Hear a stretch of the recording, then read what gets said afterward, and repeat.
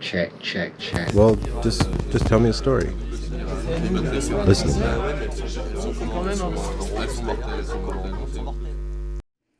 Okay, I'm Evelyn Rios, Stafford, and today I have the privilege of speaking with Sandra Kurijaka, a pioneering advocate for LGBTQ rights and a trailblazer in Arkansas's history.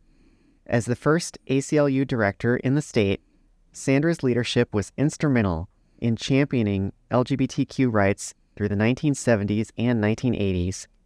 She helped organize the first Pride marches in Little Rock in 1982 and in Fayetteville in 1985, which laid the groundwork for the vibrant Pride celebrations we see today.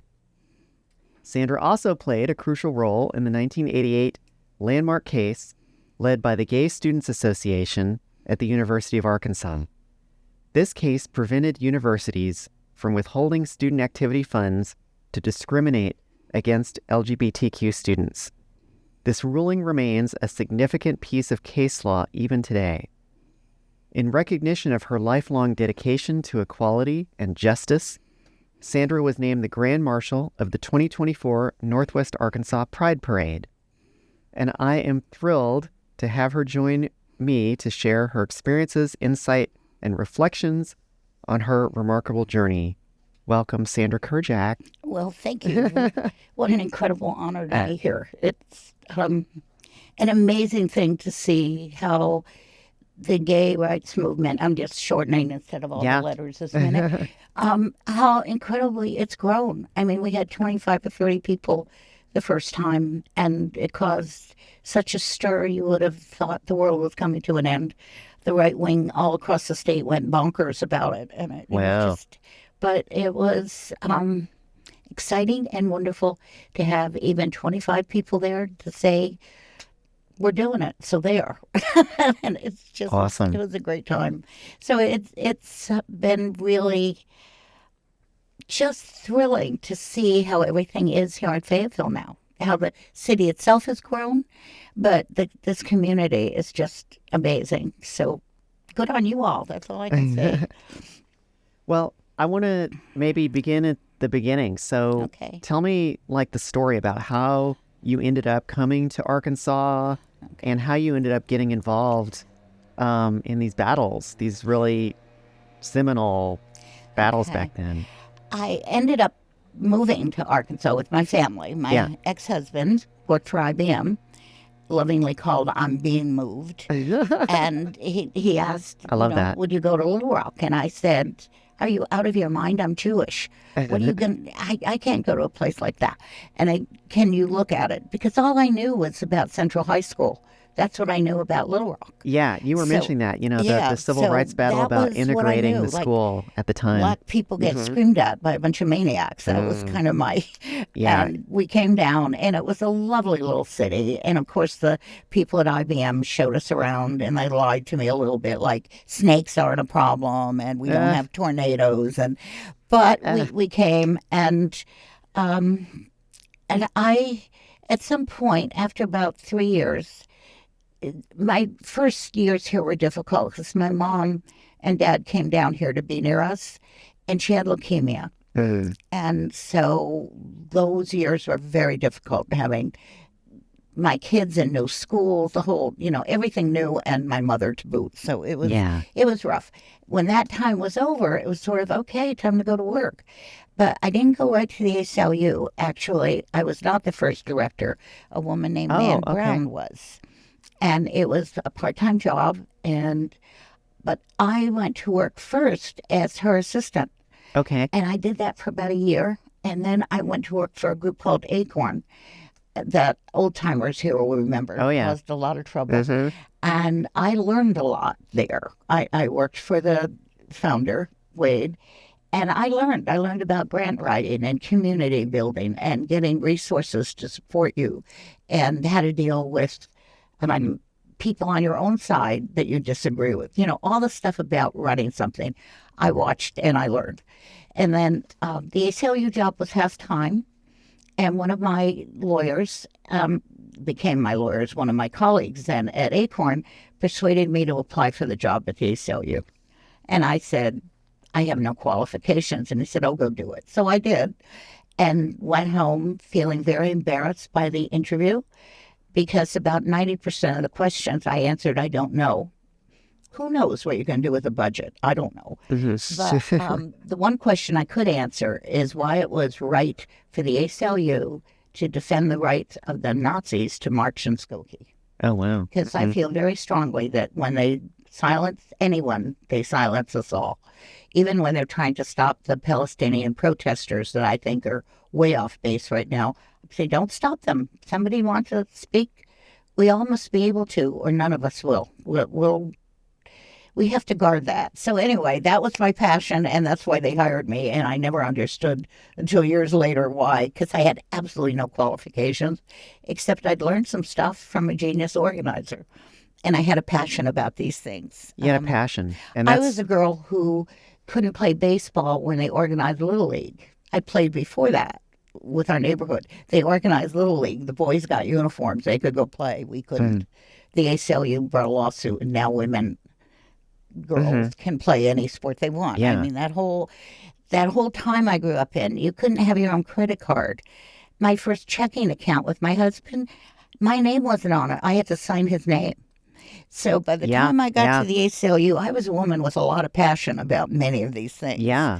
So a lot of people forget that you had to have your husband sign for you to get a credit card back then. We lived in a tiny town where I grew up in upstate New York called Paulding, New York.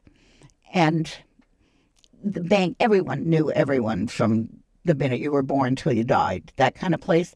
So I always signed all the checks because Paul's busy working, supporting the family. I'm home all day. So I did all that. So I'm in the hospital having baby number 2, and Paul signed the checks that month and sent them out. The banker called me and said, Sandra, there's something wrong with these checks. Somebody got your checkbook. Yeah. And I said, nothing's wrong with it. The person whose name on it signed it and never has before. So that was the world. Yeah, I mean, we women, that was the world. You couldn't have a credit card. You couldn't have it in your name. I couldn't get a driver's license without my husband signing for me. And I could not get birth control in the state of Connecticut in 1962. It was still illegal. So what was I doing at the ACLU? Everything I could. Everything. And as part of that, you got involved in what then was the fight for gay rights. Right. Yeah. And that came on gradually because I came out in 1980 or 81. I'd lose years. But before that, I've been doing a lot of work with the organization. There was an Arkansas Gay Rights Group. Okay. And I did a lot of work with them. And my first understanding of what happened to people happened because a trans man came to my office and told me his story, and it was horrifying. Wow. And this would have been in the 1970s? This was in 78. 1978. Wow. And he went and legally changed his name halfway through the process. That was one of the things they wanted you to do. The doctors, they should have figured out what they were doing a little better. So this man, in halfway through transition, right, still very bearded, still a big voice, but some plastic surgery and stuff. But what happened is when he changed his name, he should have just been quiet then, but no, nobody gets anything done that way. So he changed it at his workplace. They fired him. He lost his health insurance. He couldn't renew his driver's license, couldn't get car insurance, and they threw him out of his apartment. Wow. And unfortunately, those kind of stories were very common back then, so unless common. you went completely what they call stealth, which means and a lot of people sometimes they would, to go through gender transition back in those days I've heard these stories very common. You'd move to a different city entirely where nobody knew you, and you just try to completely blend in as much as possible and hope no one, exposed you. Give up any career you might have been in the middle of. Yep. Right? And maybe away from your family and your support if they were supporting. I mean, it was. Yeah. I was kind of stunned by it. Wrote the case up, went to my legal panel, and they said there's nothing to do about that. It's private industry. They can hire, and all the reasons they couldn't do anything. And that was never an answer I liked. My thought was the ACLU should make law where law needs to be made Mm-hmm. so that everyone has their rights. I never felt like just because it hadn't been done, we shouldn't do it. Mm-hmm. So the big task then was raising money because we had 400 members.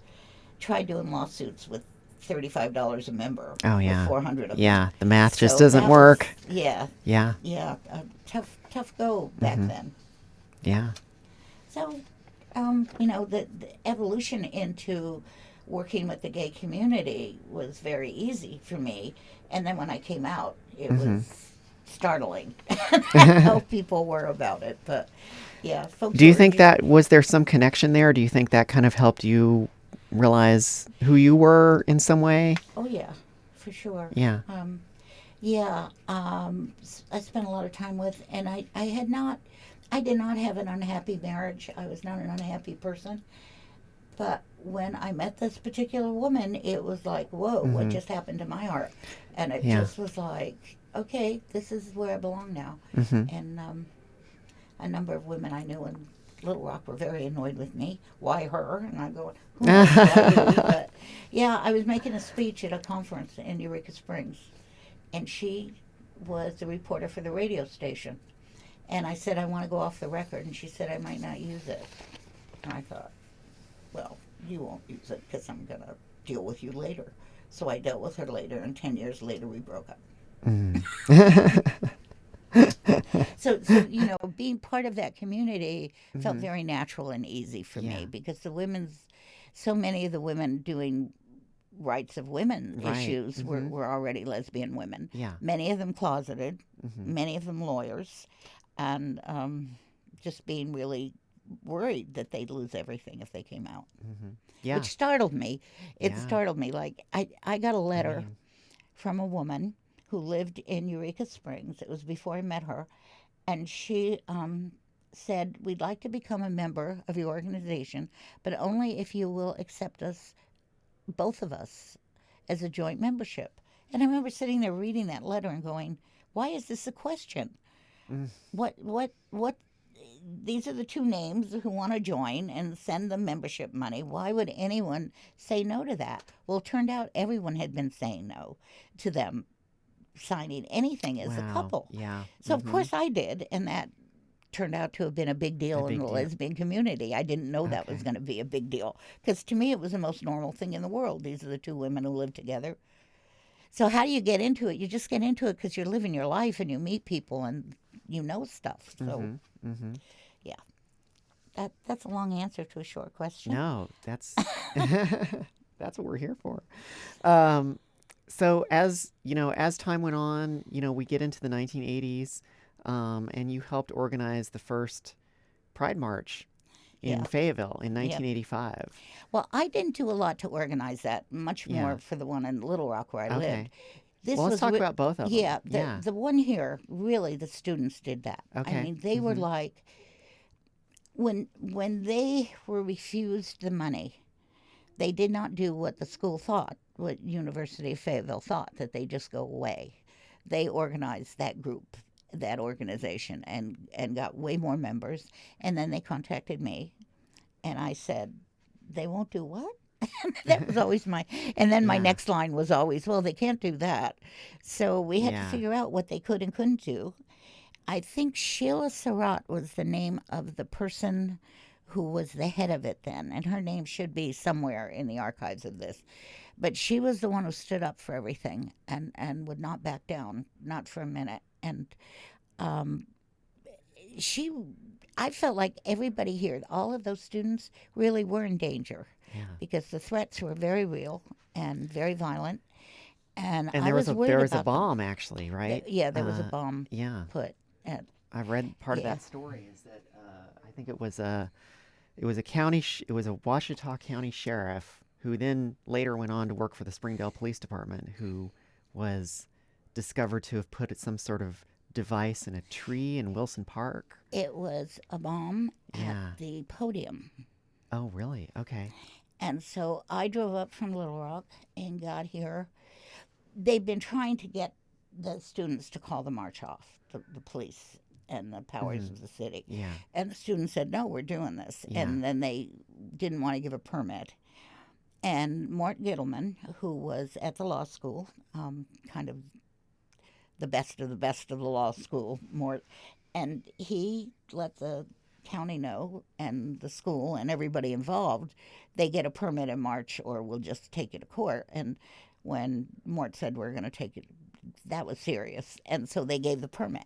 But when I got here, I'd been in touch with the kids as they were organizing, and I knew the threats were happening, and I was a little anxious about it. Mm-hmm. But when I got here, the police chief came up and said, "You have to call this off. There was a bomb, and it's been disarmed." And I said, I talked to the students, and they said, "No, we want to go." So we marched anyway. And it wasn't a long march, and it wasn't a big march, but it was for real, and it had its passion, and those kids were not fooling around, and they were so brave. I mean, bombs are put there, and these 18, 19, 20-year-olds, they don't say, "Oh, I'm going home." They go, "Oh, no, we're doing it anyway." Doing it. Yeah. I mean, they're about 25 of them. Yeah, they're so amazing. They were just so totally amazing. So I wasn't going to back down. If they could do it, I could do it. You know what I mean? And I always felt like if somebody's going to shoot me because I'm trying to get rights for somebody, well, then that's how my life will end. I can't worry about it. It's just that. Gotta, wicked people live everywhere, and back then people weren't being shot so readily. And I'll confess, I was a little worried about this march because in other places there have been so much disruption and problems, and here it was like beautiful. So that's great. So I mean, I'm just like, look at this. Look at Fayetteville now. This giant march. Yeah. And there's no bombs and no guys with guns, and thank God, right? So it's what did it take? 40 years. 40 years now, and we have tens of thousands of people. I think somewhere between 35,000 and 40,000 were there this year. Amazing. Yeah. Just amazing. Mm-hmm. And so this community, the gay community, the gay, lesbian, trans, bi, everybody who's doing where they are on the spectrum, are really doing amazing things. This community is so accepting now. It's pretty wonderful to see. It is. It's amazing how far we've come, and I wanted to.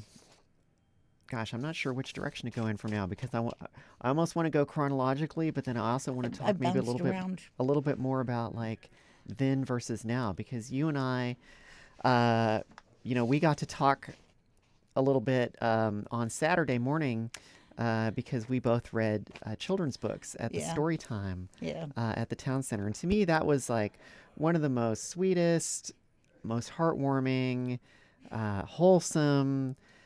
Part of, the entire weekend of events, and it was air conditioned because it was inside the town center. For me, that event, I almost cried. Mm-hmm. I almost cry now thinking about it. Me too. That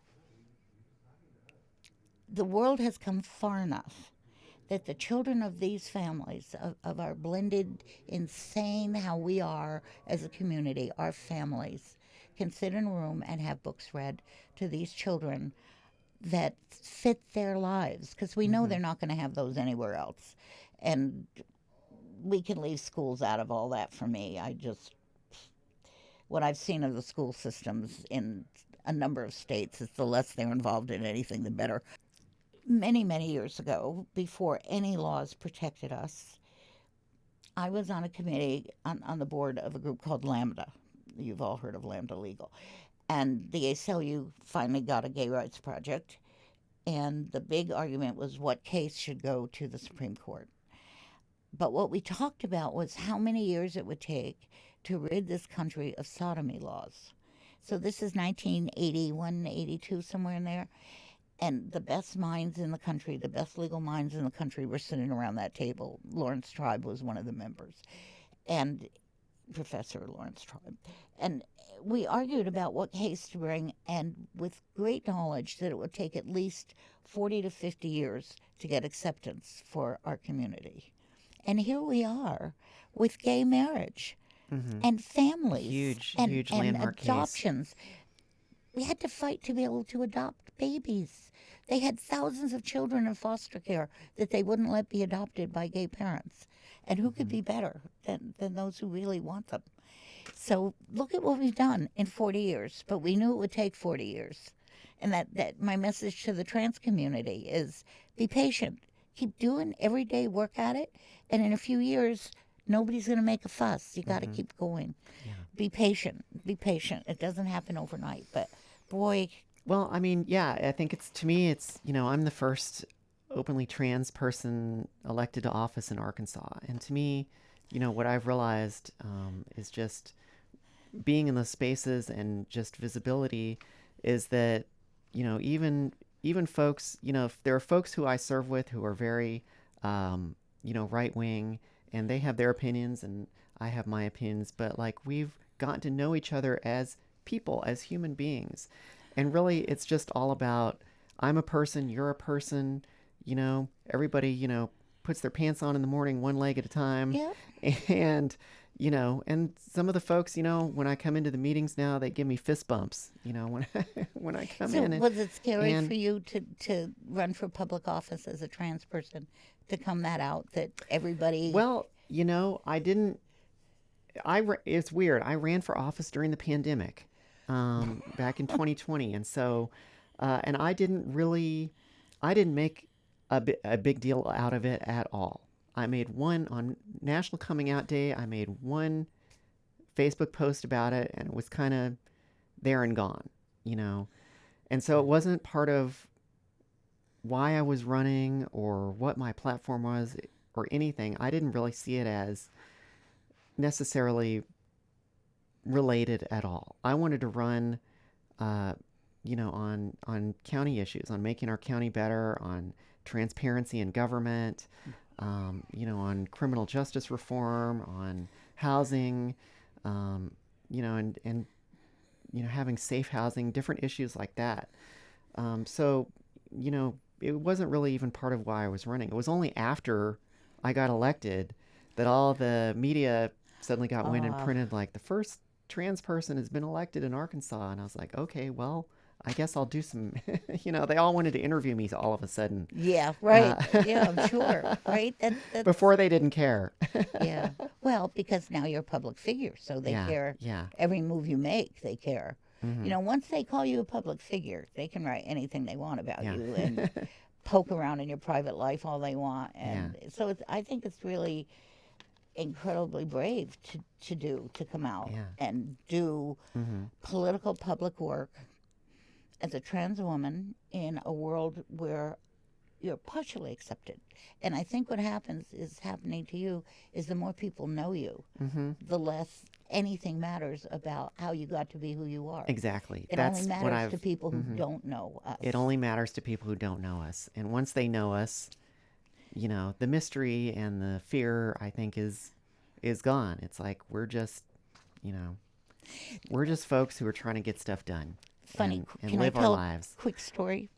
There's a wonderful woman named Kathy, oh my God, Kathy Webb, who is now some public official, I believe. I think she's on the Little Rock Board of Directors. Okay, that would be. So she hadn't done anything politically yet, but she was a very active political lesbian doing stuff. So we were often up at the state legislature together, trying to deal with people who kept trying to make laws about us. And I remember one of the gentlemen who made laws for this state said to me, I went up there alone, Kathy wasn't with me that day, and he said, "Are you two sure you're lesbians?" And I said, "Well, yeah, we're pretty sure. Why do you say that?" And he said the following sentence, "Because you're both pretty women." Oh, boy. And I said, "You'd be amazed at the beauty in the lesbian community." He was not happy that pretty women were lesbians. So people have these stereotypes sometimes in their minds. They have a stereotype of what a lesbian looks like. They have a stereotype of what a trans person looks like or how they act or whatever. Right. And usually it's very, it's amazing how off base that is. I mean, they would actually say crazy things like that, and you're going, okay, and this fool gets to make laws that the rest of us live under. All right. Anyway, that was just an aside. Yeah. Yeah. So I want to, while we're talking about, I want to kind of maybe go back to the 1980s because one of the big things that you were involved with that I definitely want to get to was that landmark case involving the Gay Student Association at the university.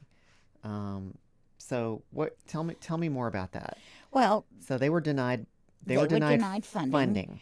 The student body, not the student, there was some committee that voted on who they could give money to and not. Okay. And they tried, when we brought the lawsuit, the university tried to say that it had nothing to do with them. It was totally what the students wanted. So they tried to back out of it by saying it wasn't their business. It was just students on students. But of course it was their business. They're the University of Arkansas. So I think a lot of the youngsters at that moment in time felt pretty hopeless. The negotiations with the school did not go well. I was not involved directly. I think Mort did it, and the attorney Clayton did it. And at some point, it became clear it really had to go to court. They were not going to give in. They were just going to fight it. And so my job, I didn't try cases. I'm not a lawyer. But my job was to raise the money for the lawsuits and to find appropriate cases, bring them to a legal panel. They vote on what cases to take. And then my job is to find attorneys who will work for free. So that was my task right then. When it became clear negotiations were going nowhere, they were not going to allow it. So then I went to a law firm, Kearley, Bob Kearley's law firm, and he assigned one of his junior people to the case, a person who is now a trans and lives here in Fayetteville. So he got the case, and then my job was to shepherd it through and make sure it was happening on time. I kept a calendar of when everything was due and done, and had to make sure checking in all the time. But the attorneys did that work of filing and arguing it and the writing for it, and really trying to deal with a university that absolutely would not give an inch. So the lawsuit was important, and it was the first one in the country for a gay student group. So it took on great importance and ended up being something that I did a lot of press around at the time. But I never do the lawsuits directly. Yeah. I just raised the money and Now persuade lawyers to work for months of their life for free. For free, right? Yeah. Yeah. We'll persuade them that these are important. I mean, these are landmark. This one was a landmark case. Yeah. It had a big legal impact. And I think that's part of the argument of like, please come work on this because this is going to have repercussions forever going forward. Exactly. I remember being at meetings in New York and people saying, well, what do you expect to happen in Arkansas? And I said, I think you're missing the point. Yeah. When we do a case in Arkansas and it goes through the federal system, it's the same law of the country as if you do it in New York. And frankly, back then, the Eighth Circuit was one of the best, the Eighth Circuit Court of Appeals was one of the best circuits in the country. It was a place to try a case that was difficult, and they backed us up. That Eighth Circuit was great back then. I don't know now, but now. So this went to the Federal Appeals Court, Yeah. and the Eighth Circuit ruled on it. Did it go beyond that to the? It didn't go to the Supreme. Didn't go to the Supreme Court. Court. It held it at the second level, and because it was not ever successfully challenged anywhere else, it holds as the law of the land. It holds as the law of the land. Now, if it should get challenged somewhere else with a contrary ruling, then that's when you take them up to the Supremes, where there's a contrary ruling, and they then have to decide. And please, not to this court. So, I mean, this case had a big impact around the country. So, because of this, universities can't, discriminate based on viewpoint of the student organization. Right. Exactly. Yeah. Everyone has to be treated equally in terms of funding and resources. Yep. If you're going to give money to one, you have to say yes. You cannot, obviously there's budget issues. So you might have 50 groups and enough money to give each of them $2,000 or something. I think it was $300 and something at question in that case. like 328 or some ridiculous low Small number. number, yeah. Yeah, a really small number. But But it was the principle. it's the principle of Yeah. the thing. It's getting it. And now they can't say no anywhere in the country. And that's a big deal. That's a really big deal. And I think most kids in student groups now would never dream that it was ever an issue. That, you know, I mean, someone Yeah. who's 20 years old now, their mama wasn't born when we did that case. Yeah, yeah. So, yeah. So it's held. It's It's held. held all these years. It's held, and because of that work, then these students today are living in a different world. Yes, exactly. And that's what I keep trying to remind people of whenever I have the opportunity is patience. It takes time, and then it's important and it holds. Do it right. Get your ducks in a row. Have your support. But be patient. It doesn't happen overnight. But look what we did. I mean, who would have dreamed that all these years later that case still holds? So it's exciting. It's exciting. Yeah. So because of all the work you've done and through the 1970s and 1980s here in Arkansas, you got to be the Grand Marshal Yeah. in the parade this year. It was amazing. Tell me about that. Tell me about your experience. I this get weekend. a phone call to do this thing, and I thought, well, why would, I wasn't quite following the chain of why, Okay. but I thought, well, I have friends there, and I haven't been back but once. Well, yeah, and then it kind of hit me like Grand Marshal. That's a big deal. Wow. And you live in Seattle now. I live in Seattle, so yeah. So this temperature is a little It was terrifying now. Yeah, it was pretty challenging this weekend. The heat. Yeah. Yeah. One of the weather channels said that it felt like 120. Wow. And I don't you think it felt 120? Yeah. It was one of those you could fry the egg thing, Oh, right? yeah. Remember we used to do that, put eggs on Yeah. the sidewalk. But yeah, but that heat kept no one away. It was That a I huge could- crowd. I I mean, thousands of thousands people. of people. And obviously not all gay people. Obviously we Lots are of now allies, lots of supporters, lots of family members. just it was amazing to me to Mm-hmm. see how many families with kids were along that line, Mm-hmm. kids waving their flags and the acceptance of the whole community for everybody in all those letters, lesbians, gays, trans, bis, whoever is confused, whatever. I just say queer because that's all of us. But the work that's been done and then the freedom that's here now. I mean, look at the freedom you all have now. It's amazing. I am really, really stunned by how it is here now. It's thrilling to see it. I'm glad I lived long enough. Oh yeah. I mean, Fayetteville is a really, amazing, special place. The Pride weekend is the largest in the state.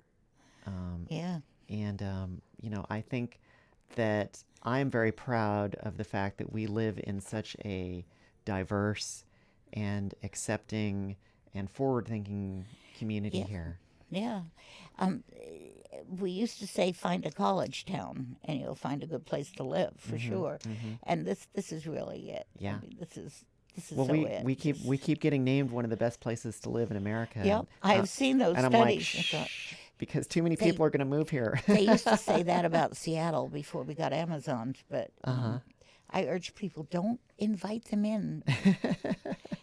Just so many people moved into Seattle that it's a different city. Different city, yeah. Totally And we're different. starting to go through big growing pains here. Yeah. Too. Yeah. But It's not necessarily the best thing, but Seattle, from here to Seattle, was like a free zone.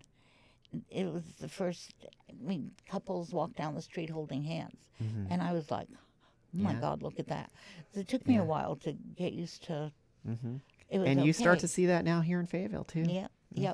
That's what struck me is nobody cares. Yeah. Yeah. Well, maybe somebody out there cares, but nobody cares enough to be able to stop it. And I'm sure all of the efforts the governing bodies want to make to...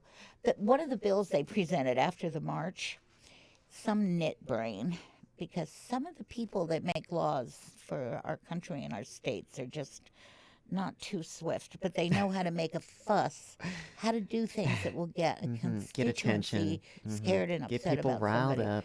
So after the terrifying news that gay students could be funded, and oh my God, they marched in public. Oh, after that, they passed, they put a law in that did not make it to law, but it was to stem the tide of homosexuality on the campus of the University of Arkansas. Stem the tide. Okay. Stem the tide. Wow. You can imagine the jokes about how to stem the tide, but it was like craziness. And that bill got people out to the state capitol and bombarded them with the presence of gay people so that they did not get that out of committee, because the committee room was filled with us. And it was really something to have a bill just wiped out. There was Wow. a great rep from Fort Smith who carried the water on that. From Fort Smith, Fort Smith carried the water on getting that bill killed. Wow. He worked that committee one by one, and they did a roll call vote on that committee. And once the right-wing guy in the committee called for it to be roll call, I thought we're going to lose, because if they have to go on record, they'll vote against us. As long as they could just quietly do it and be able to come home without any record of it, we thought we'd win. But once it was going to go roll call, we were really that law Concerned. would be passed. Right. As opposed to Roll doing a call voice vote. vote. It killed that bill Yeah. right in that committee. Wow. That man I can't remember his name now either, but it's 40 years to remember anybody's name. But to see an anti-gay bill killed in committee was a beautiful thing. And I know they're busy passing bills. They just did in the last session. Yeah. They're going to in the next one. Yes, we're concerned about that in the next session. January, people got to get out and vote. But there has been progress made, in the legislature. The minority leader of the House, Tippy McCullough, is an open lesbian now, which is something that you wouldn't see 40 years ago. Oh, not even, even a woman elected. I'm trying to remember a woman legislator that I knew then. I don't think there was a single woman. Wow.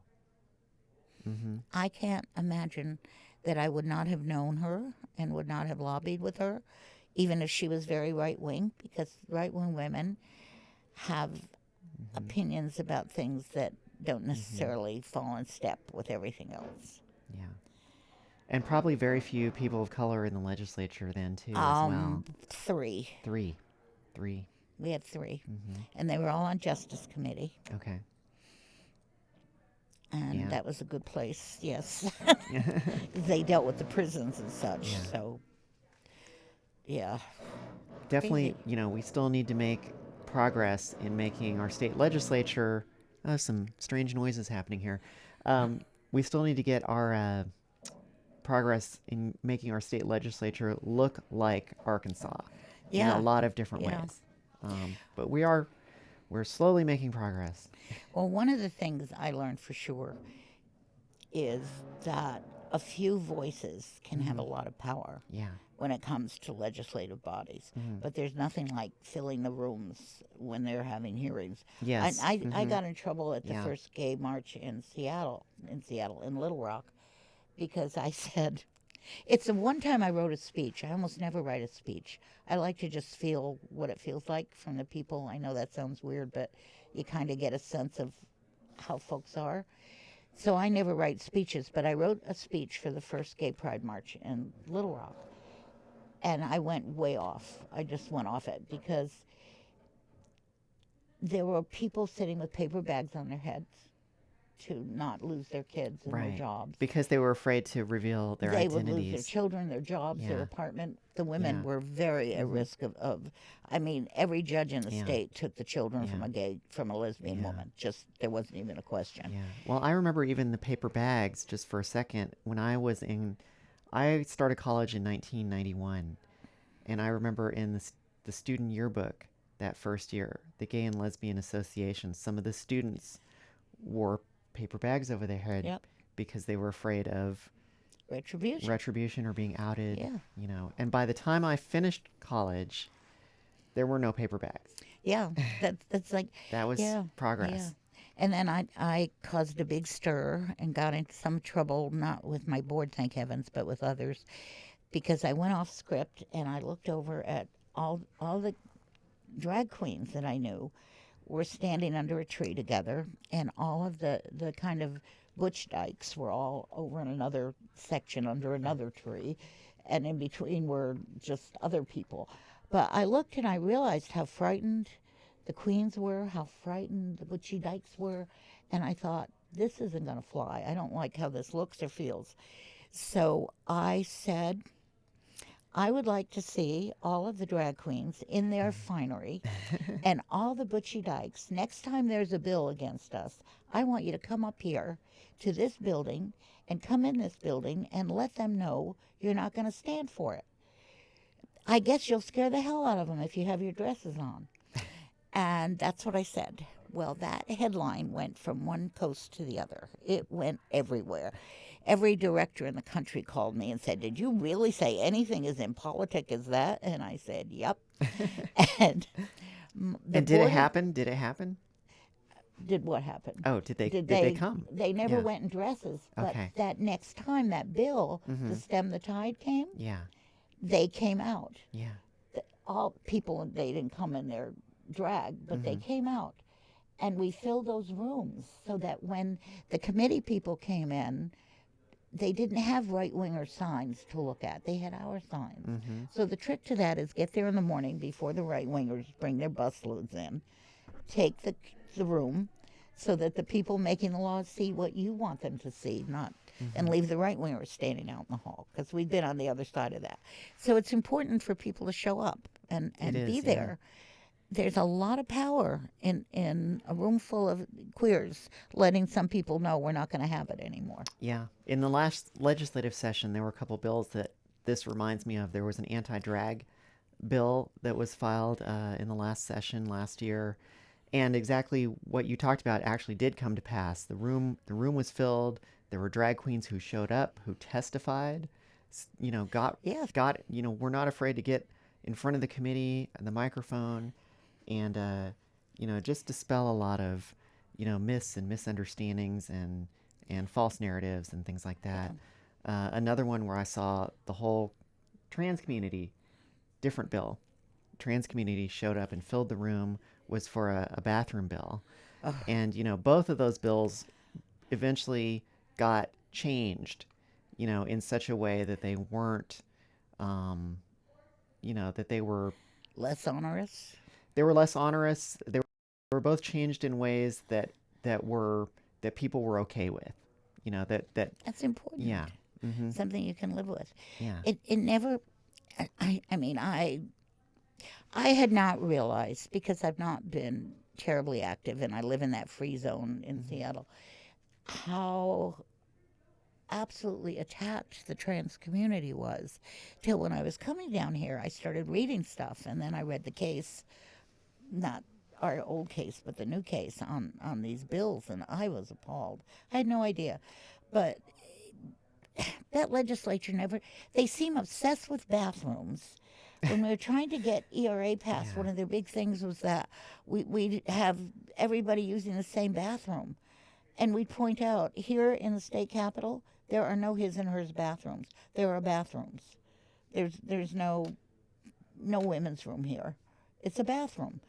And at home, you probably share the bathroom. At home, you share the bathroom. But they were obsessed with it, and now they're so worried about. I mean, if someone who hasn't finished the transition and still has all their male parts is in a bathroom where I am, I assume they go in the stall, they close the door, they do their business, and they come out and wash their hands and go away like everyone else. So I don't know what they're so worried about if a trans woman comes in a bathroom. I mean, I don't know what they think is going to happen. That I've never understood what people who are scared of other people think will happen. What do they think will happen? That we catch it? That we, if only, but we don't. So it's I don't know. They're just nuts. Well, a lot of these bills are being pushed by out-of-state organizations. They're cookie-cutter bills. you'll see the same language in, state after state. So some of it is just it's ideological, and a lot of it ends up having to do with, it comes down to money sometimes for these organizations and their own fundraising. Power and money. Power and money. It's all about power and money, and it's about getting reelected. Scaring people. Yep. If you can scare them, you can get them to vote your way. So that's their. Yeah. Yeah. Okay, so as we kind of start to wrap it toward the end, I want to ask you a couple questions. What advice would you give to young people today who are getting into activism or fighting for causes and things like that? First thing is do your research and know what cause you're really getting into. Don't just follow a leader. Don't just do it. If you want to protest something and do something about a thing that affects your life, make sure you study up on it and know what's really going on. Don't just go off crazed. Second thing is, if you are able to do this, if you're part of a group or an organization, one of the most important things that we overlook is getting allies. It is lining up organizations that will walk with you and support you. Council of Churches is one of the very best places gay groups can go, because if the heads of the various churches support your group, it gets very hard for legislative people to go against that. I saw that in 2015. I was part of the campaign to help get Fayetteville's civil rights ordinance passed. And one of the most effective things that I think they did was to get churches on board, and they got small businesses on board too. Exactly. The church community, not just churches, synagogues too. I don't know if there's mosques here or not, but so there's usually a council of churches in most towns. Where you're going to do your organizing. So you want the church people, then you want the businesses. You want business people behind you, and if you get the churches and the business, you're kind of leaving the right-wing the third finger applies here. You sort of are leaving the right-wing legislatures hanging out there by themselves. The biggest case we ever did against creation science, that bill was insane, cost the state $1 million, but all of our named plaintiffs were church leaders. So that's important. So if you're going to organize, you want allies, you want knowledge, you want somebody doing the research, you want people who write well to write the things for you, and then you want people who will organize and contact other people and do. And things like, I spent a lot of time talking to Lions clubs and groups like that. And over I'd hear, well, you're not half as scary as I thought you would. Well, I didn't think you were reasonable like that. And when they would hear a reasonable argument about things, then you can bring them over. It was like being a lesbian doesn't mean that little girls come into your bed. It means that you love another woman. And so there was a big thing about children, that somewhere came that, gay people just want children. It's like, oh. So that was one of the things I could talk about in front of the suits at a Lions Club lunch. And then they could take that back and support it. And next year they want to be in the Queer March with us. So it's the organizing has to have people behind it before you go real public with your issues. So line it up and be patient. Line things up, be patient, line up votes. Line up votes, get votes out, make sure nothing's more important than who represents you in that body, because 2 or 3 people who are reasonable in a legislative body can sway everyone else. Yes. So it's patiently organizing, but if somebody doesn't want to be political and they just want to live their life, being out. Being out, when you're out and all the people who know you know who you are and you're not in some stupid closet, then you are changing the mind of every person that comes near you. You're changing hearts and minds. And that's, just living your life as yourself, just that alone, just what you're saying, is such a huge thing. You don't necessarily have to be an activist. You don't have to be, out marching in the streets or something like that, some of the biggest changes comes from just living your life Yeah. and being a good person, and the folks in your circle knowing that. Yeah, and it spreads.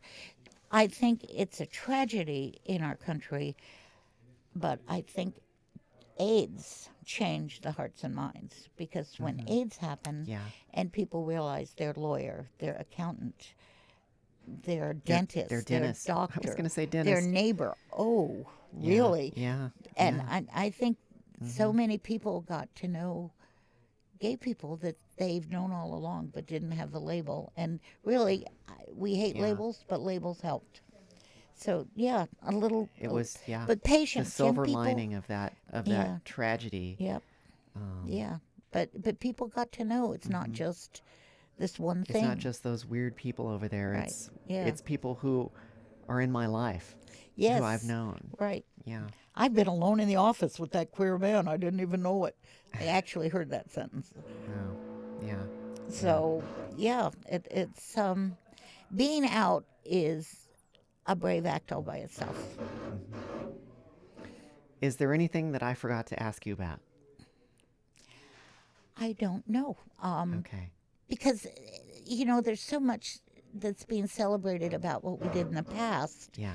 When what I think right now is what is so amazing is what's happening now. What's happening And- now? Well, and that was it's- going to be my last question, is your hopes for the future. My hope for the future is that we can just be celebrating and not marching for things. Yes. And that somehow the people who politically use us as their reason to get reelected because they're going to do something, I hope that we can defeat enough of them that there's a point we don't have to keep an eye on the legislature every minute they're there, and that we can just live our lives without having to be doing something all the time to be free. That I hope it continues to be freer and freer. It's just important that the youngsters don't give up the fight, no matter how crazy. I know in this state you're going to have crazy out of that legislative body. We used to say no man, woman, or child is safe when they're in session. So I've heard that before. yeah, Yeah. and God knows it's true. No one's life, liberty, or property is safe when the Arkansas legislature's in session. Right, yeah. You just don't know what they're going to do next. So you have to keep an eye on it. But for kids, it's live your life, get active if that suits you. If it doesn't, just be out. In wherever on the spectrum you are, just be out. And then love each other. And I don't mean jumping in beds necessarily, although that's not all bad. But love each other. Love each other, even the people that you might disagree with. You need to Yes. find the good in everybody, and then you can deal with them. I have pictures of me talking Exactly. to the woman that was the head of Arkansas Right to Life. There's no one I could have been less in the same mode Sure. with. And yet we talked with each other all the time and shared. So for the youngsters, be hopeful, be active, and be joyful. That's it. Amen, sister.